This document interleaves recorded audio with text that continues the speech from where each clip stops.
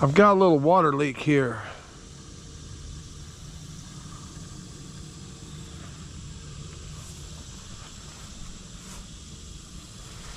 So I'm gonna have to turn off the water here.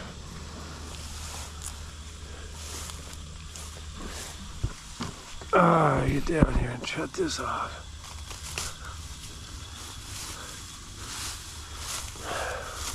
Man, it's growed up here.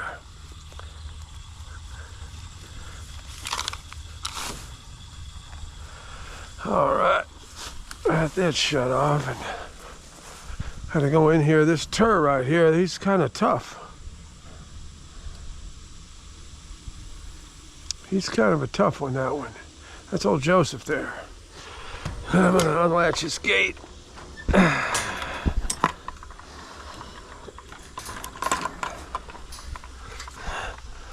Get in here, see where my water leak is.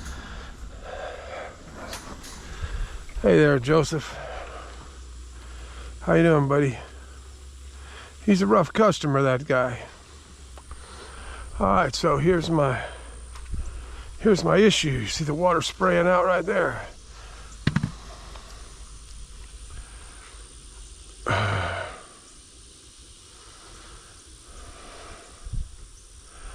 Gotta fix that.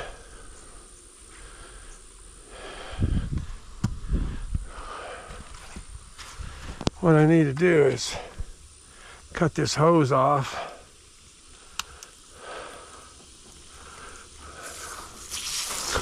Whew. Plenty of water in there.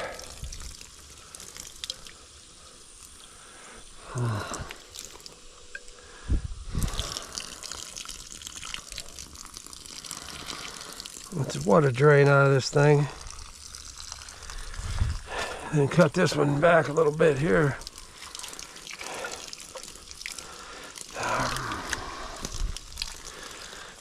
Now inside this hose there's a little ridge in there you got to cut out of there.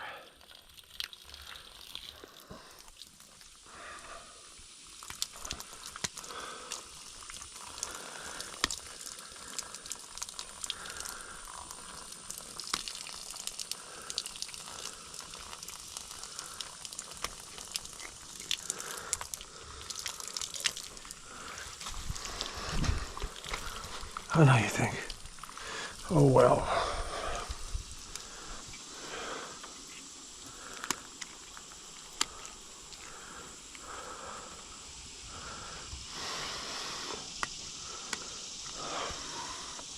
To get this thing to seal, we're gonna have to use a torch.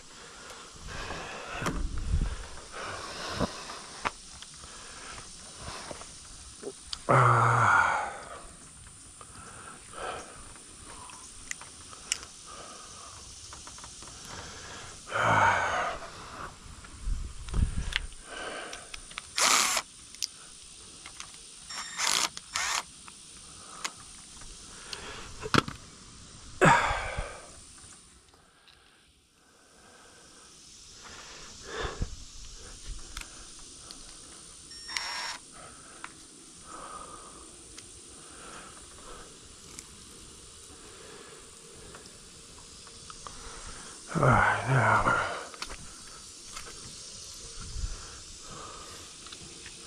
loosen this up just a little bit here.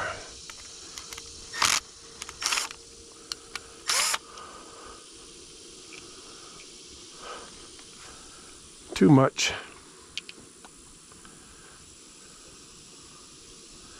Always something on the farm, you know. Fixing hose leaks is like a common thing here. It helps to have the right equipment. On these rubber hoses, there's always going to be a problem with the seal on a rubber hose, and the best way to combat that problem is with a little heat, because once you put the heat to it, the torch really helps. That'll get it to seal. Your rubber hose will get soft in a second, so we're gonna torch this bad boy.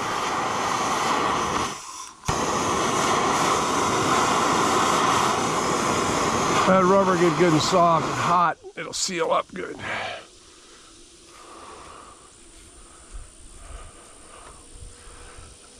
Without the heat, you're liable to get a leak when you tighten this up.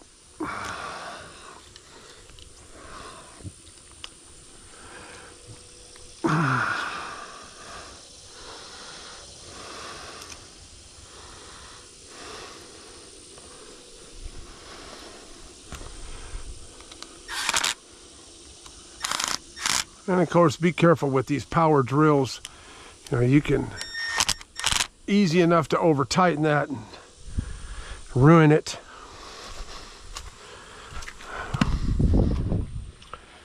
We'll heat this bad boy up.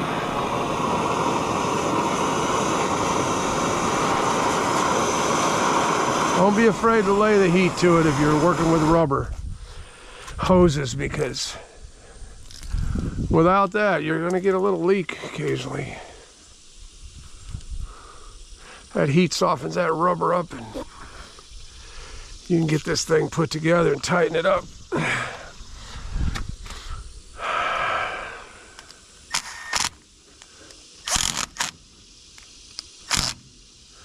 All right, that should have it sealed. To make sure we got it sealed, we're going to turn the water on. I have to reach through the fence here a little bit. Turn this on.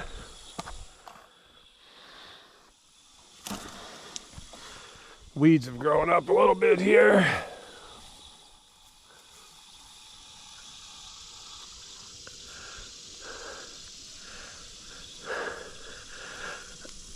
There we go.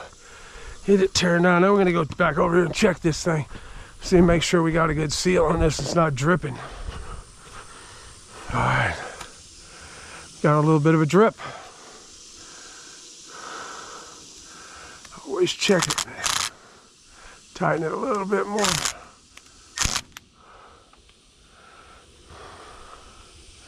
Oh yeah, we got it. Got a good seal. All right. Well, we're repairing the water hose here on the goat farm, which is a daily thing, checking out a water hose. Look at that tur up on that rock pile. We should go check him out. He's a tough customer, so.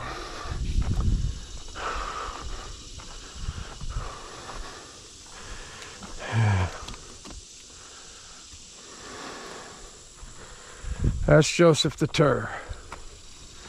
He is one tough boy now. Let me tell you something, you don't want to hit heads with him. He's the guarder of the flock here. How you doing there, buddy? Any Indian arrowheads out here? Any Indian artifacts? I found some beautiful arrowheads in this area. Most of the Indian artifacts here are made out of white quartz. And so, anytime you see this quartz flakes like this, you're looking at arrowhead material. Now, we do find a few flint arrowheads here, but Indian arrowheads, but not many.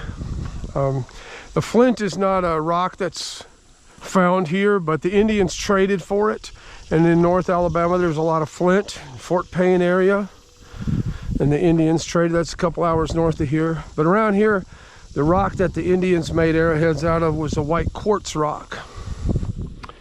And you can see evidence of Indian arrowheads all around this area. We found a lot of them. Hey Joseph, what are you thinking, Bubba? Huh? Look at your girls over there. Huh? They're looking sharp. They're looking really sharp.